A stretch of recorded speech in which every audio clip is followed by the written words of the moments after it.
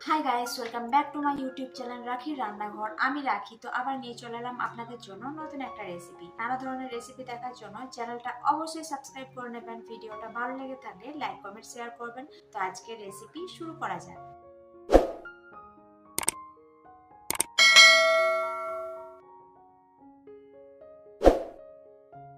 চলো আজ তোমাদের সাথে পাকা আম দিয়ে মজাদার একটা মিষ্টি শেয়ার করি, যেটা খেতে তো দারুণই হয়।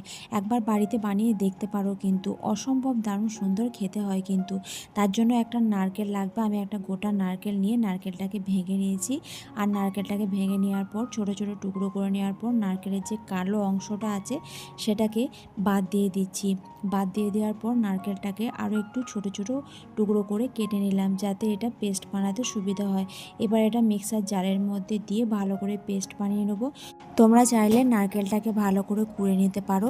আমি এখানে সুবিধার জন্য মিক্সির মধ্যে দিয়ে ভালো করে এটা ঘুরিয়ে নিলাম। দেখো খুব সুন্দর একটা ভালো এটা পেস্ট তৈরি হয়ে গিয়েছে।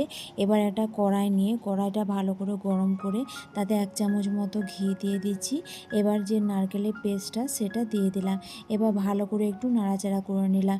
এই যে ঘিটা দিচ্ছি, ঘিটা দিলে খুব সুন্দর একটা গন্ধ পাওয়া যায় আর খেতেও কিন্তু ভালো লাগে। এদিকে দেখো দুটো আমি আম নিয়ে নিয়েছি। একটা বড় সাইজের আম নিয়েছি, একটা ছোট সাইজের। এগুলো কিন্তু আমাদের গাছের আম, একদম পাকা, খেতেও কিন্তু খুব ভালো আর আমগুলো খুবই মিষ্টি হয়। তো আমগুলোকে ভালো করে পরিষ্কার করে ধুয়ে নিয়েছি। এবার চাকু দিয়ে কিন্তু আমগুলো কেটে নিচ্ছি।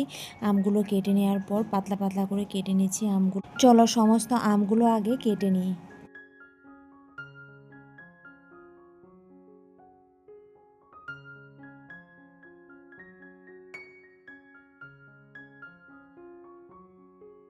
এবার একটা চামচ নিয়েছি, চামচ দিয়ে আমের ভেতরের অংশটা ভালো করে ছাড়িয়ে নিয়েছি। দেখো কত সুন্দর ছাড়ানো হয়ে যাচ্ছে।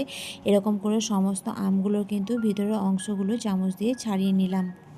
আমি এখানে দুটো আম নিয়েছি। তোমরা চাইলে তোমাদের আন্দাজ মতো ছোট বড় আম নিতে পারো। তো আমার পরিমাণ মতো আম নিয়ে নিয়েছি। এদিকে একটা মিক্সার জার নিয়েছি, যাতে নারকেলটা পেস্ট বানিয়েছিলাম তার মধ্যে দিয়ে দিলাম। তো আমটা দিয়ে এখানে পরিমাণ মতো চিনি দিয়ে দিলাম 3 চামচ মতো। আর এখানে 4টা এলাচ নিয়েছি। এলাচগুলো ছাড়িয়ে ভিতরের অংশগুলো দানাগুলো দিয়ে দিলাম। আর এখানে জানো তো এলাচের ফ্লেভারটা কিন্তু দারুণ লাগে, তোমরা অবশ্যই এলাচটা দেবে। তো এলাচ আমার দেওয়া হয়ে গেছে, একটু বেশি করে দিলাম। তো এলাচটা ফাটিয়ে দেওয়া হয়ে গিয়েছে। এবার ঢাকনা বন্ধ করে এটাকে ভালো করে একটা স্মুথ পেস্ট বানিয়ে নেব। এই যে দেখো আমার তৈরি হয়ে গিয়েছে ভালো একটা পেস্ট। এবার পেস্টটাকে এক সাইডে রেখে দিচ্ছি। আর এদিকে নারকেলটা দেখো অনেকটা ঝুরঝুরো হয়ে গিয়েছে। নারকেলের মধ্যে যে জলটা ছিল সেটাকে অল্প আঁচের মধ্যে নাড়াচাড়া করে এটাকে ঝুরঝুরে করে নিয়েছি। এবার যে পেস্টটা বানিয়েছিলাম সেই পেস্টটা দিয়ে এবার এটাকে ভালো করে একটু নাড়াচাড়া করে নেবো কম আঁচের মধ্যে। এটাকে অনবরত নাড়তে হবে, কিন্তু না হলে তলায় ধরে যাবে। কম আঁচে এটাকে খুব সুন্দর করে নাড়াচাড়া করছি। আর দিয়ে দিলাম এখানে গুঁড়ো দুধ।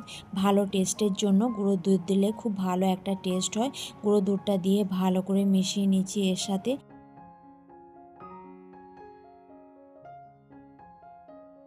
দেখো খুব সুন্দর ভালোভাবে কিন্তু মিশিয়ে নিয়েছি। এটা কিন্তু এখনও নাড়াচাড়া করতে হবে। এটা তৈরি হয়ে গেলে তোমরা বুঝতেই পারবে কড়াই থেকে এই যে ছেড়ে ছেড়ে যাবে। কড়াইয়ে কিন্তু আর লাগবে না। দেখো দেখে বুঝতে পারছো এটা কিন্তু কড়াই থেকে ছেড়ে ছেড়ে যাচ্ছে। এটা কিন্তু একদম রেডি হয়ে গিয়েছে। পাকা আমের মিষ্টি একবার হলেও কিন্তু বাড়িতে তোমরা তৈরি করো, কারণ এটা অসম্ভব সুন্দর খেতে হয়। তো কড়াই থেকে নামিয়ে একটা প্লেটের মধ্যে দিয়ে ভালো করে ঠান্ডা করে নিচ্ছি। তারপর এটাকে লাড্ডুর আকার দিয়ে দিচ্ছি। এই যে দেখো গোল গোল করে পাকিয়ে নিচ্ছি। গোল গোল করে পাকিয়ে লাড্ডু শেপ দিয়ে দিলাম। দেখো একটা লাড্ডু আমার তৈরি হয়ে গিয়েছে। এবার ড্রাই কোকোনাটের মধ্যে একটু কোট করে দিচ্ছি, তাহলে দেখতেও ভালো লাগবে আর খেতেও ভালো লাগবে। এই নারকেলগুলো যখন মুখে পড়বে তখন তো দুর্দান্ত লাগে খেতে। আর এই যে একটা লাড্ডু আমার তৈরি হয়ে গেল। এরকম করে সমস্ত লাড্ডুগুলোই আমি তৈরি করে নেবো আর ড্রাই নারকেলের মধ্যে কোট করে নেবো। এই যে দেখুন সমস্ত একে একে আমি তৈরি করে নিচ্ছি। তোমরাও কিন্তু চাইলে বাড়িতে এরকম পাকা আমের লাড্ডু তৈরি করে নিতে পারো। আর খেতে তো এটা খুবই সুস্বাদু হয়।